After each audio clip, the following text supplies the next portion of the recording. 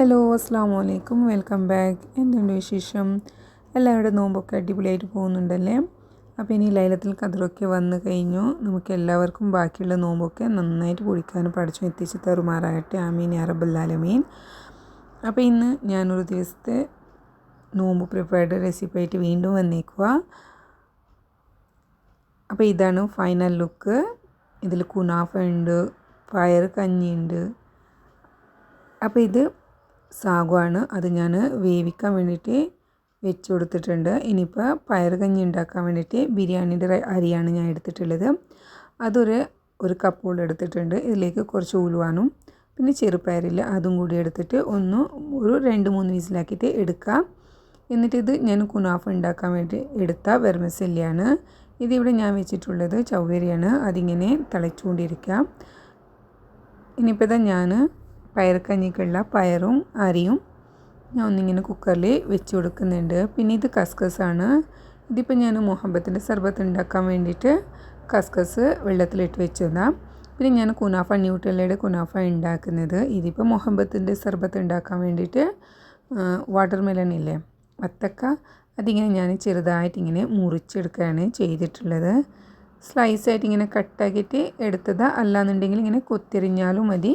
ഞാനിങ്ങനെ ചെയ്തത് ഇതാദ്യമായിട്ടാണ് ഞാനിങ്ങനെ ചെയ്തിട്ടുള്ളത്. ഇങ്ങനെ ചെയ്താൽ ഒരുപാട് കഷ്ണങ്ങൾ ഇങ്ങനെ കടിക്കാൻ കിട്ടും. എനിക്കത് ബുദ്ധിമുട്ടായിട്ട് തോന്നിയിട്ടുണ്ട്. ഇങ്ങനെ വേണ്ടായിരുന്നു പിന്നെയാണ് കുടിക്കുമ്പോഴാണ് തോന്നിയത്. എന്തെങ്കിലും കൊത്തിയറിഞ്ഞാൽ മുഹബത്തിൻ്റെ സർബത്ത് നന്നാവുള്ളൂ കേട്ടോ. ഇങ്ങനെ ഒരുപാട് ഇങ്ങനെ കിട്ടുമ്പോഴാണ് ബുദ്ധിമുട്ടെന്ന് എനിക്ക് തോന്നിയത്. എന്നാലും ഞാനിത് ആദ്യമായിട്ടാണ് ഇങ്ങനെ ചെയ്തത്. അപ്പോൾ ഇത് വേണ്ടാന്ന് തോന്നിയിട്ടുണ്ട്, അതുകൊണ്ടും ഞാനിങ്ങനെ പറഞ്ഞതാണ്. പിന്നെ നിങ്ങൾക്ക് ഒരു സൈഡിൽ കാണുന്നുണ്ടല്ലേ കൊഴക്ക, അത് നമുക്ക് അത്താഴത്തേക്കുള്ള കറിയാണ് കേട്ടോ. ഇതിപ്പോൾ ഞാൻ കുറച്ച് റോസ് വാട്ടറും പാലും മിക്സ് ആക്കിയിട്ട് ഒന്ന് മിക്സിയിൽ അരച്ചെടുത്തതാണ്. എന്നിട്ട് ഇത് ചവ്വരി വേവിച്ചത് ഇങ്ങനെ അരിപ്പയിൽ അതിൻ്റെ വെള്ളമൊക്കെ ഊറ്റിക്കളഞ്ഞിട്ട് അതുമാത്രം ഇട്ട് കൊടുത്തിട്ടുണ്ട്. എന്നിട്ട് ഇതിലേക്ക് കസ്കസും കൂടി ആഡ് ആക്കുക. എന്നിട്ട് ഇത് ഡയറക്റ്റ് ഫ്രീസറിൽ വെച്ച് കൊടുക്കുന്നുണ്ട് ഞാൻ. കുറച്ചും കൂടി തണുപ്പാൻ വേണ്ടിയിട്ട് 1/2 മണിക്കൂർ ഉണ്ടായിരുന്നുള്ളൂ നോമ്പ് തുറക്കാൻ. അപ്പോൾ ഡയറക്റ്റ് ഫ്രീസറിൽ വെച്ച് കൊടുത്തതാണ്. ഇതിപ്പോൾ കുനാഫക്കുള്ള ഫില്ലിങ് ഞാൻ റെഡിയാക്കാം. അപ്പോൾ അതിലേക്ക് ഞാൻ 1 ടേബിൾ സ്പൂണോളം ബട്ടർ ആഡ് കൊടുത്തിട്ടുണ്ട്. പിന്നെ 1 ടേബിൾ സ്പൂണും മൈദയും 1 ടേബിൾ സ്പൂണും മിൽക്ക് പൗഡറും പിന്നെ ഒരു 2 ടേബിൾ സ്പൂണോളം ഞാൻ ഇതിലേക്ക് തിക്ക് ക്രീമും കൂടി ആഡ് ആക്കുന്നുണ്ട്. എന്നിട്ട് ഇതിലേക്ക് ഞാൻ 1/4 കപ്പോളം ഞാൻ പാൽ ഒഴിച്ച് കൊടുത്തിട്ടുണ്ടെന്ന് തോന്നുന്നു എനിക്ക്.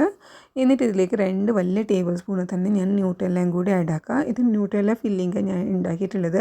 പിന്നെ ഇതിലേക്ക് മധുരം കുറച്ചും കൂടി വേണമെന്ന് തോന്നിയപ്പോൾ ഞാൻ ഇതിലേക്ക് 2 ടേബിൾ സ്പൂണോളം പഞ്ചസാരയും കൂടി ആഡ് ആക്കിയിട്ടുണ്ട്. കാരണം കുനാഫ നല്ലൊരു മധുരം ആയിട്ടുള്ളൊരു ഡെസേർട്ടല്ലേ. ഇത് വെർമസെല്ലി ഞാൻ നിങ്ങൾക്ക് കാണിച്ചു തന്നില്ല. ആ വെർമസെല്ലി 2 കൈ കൊണ്ട് ഇങ്ങനെ ഞാൻ നുറുക്കി പിടിപ്പിച്ചിട്ട് ചെറുതായിട്ടൊന്ന് കട്ടാക്കിയിട്ട് എടുക്കുക. എന്നിട്ട് ഇതിലേക്ക് 3 ടേബിൾ സ്പൂണോളം ബട്ടർ ഒഴിച്ച് കൊടുത്തിട്ടുണ്ട് ഞാൻ.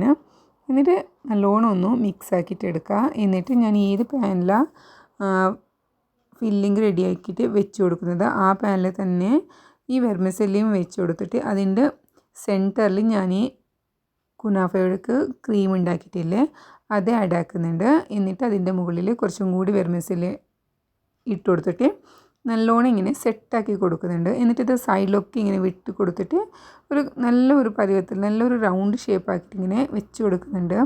ഈ ജോലിയൊക്കെ ചെയ്യാൻ നല്ല രസമായിട്ടോ ഇങ്ങനെയൊക്കെ ചെയ്യാൻ. അതുകൊണ്ട് ഞാനിത് നല്ല എഡിറ്റിംഗ് പോലും ഇല്ലാത്ത നിങ്ങൾക്ക് അതുപോലെ ഇങ്ങനെ കാണിച്ച് തരാം. എന്നിട്ട് ഞാനൊരു പാന് ആദ്യം വെച്ച് കൊടുക്കുന്നുണ്ട്. കാരണം ഈ പാത്രമില്ലേ അത്രയ്ക്ക് കട്ടിയുള്ള പാത്രമല്ല, അപ്പോൾ പെട്ടെന്ന് കരിഞ്ഞു പോകാൻ ചാൻസ് ഉള്ളതുകൊണ്ട് ഞാൻ ആദ്യം ഒരു പാൻ വെച്ച് കൊടുത്തിട്ട് അതിൻ്റെ മുകളിൽ ഈ പാത്രം വെച്ച് കൊടുക്കുന്നത്. എന്നിട്ട് മൂടി വെച്ച് കൊടുക്കുന്നുണ്ട്.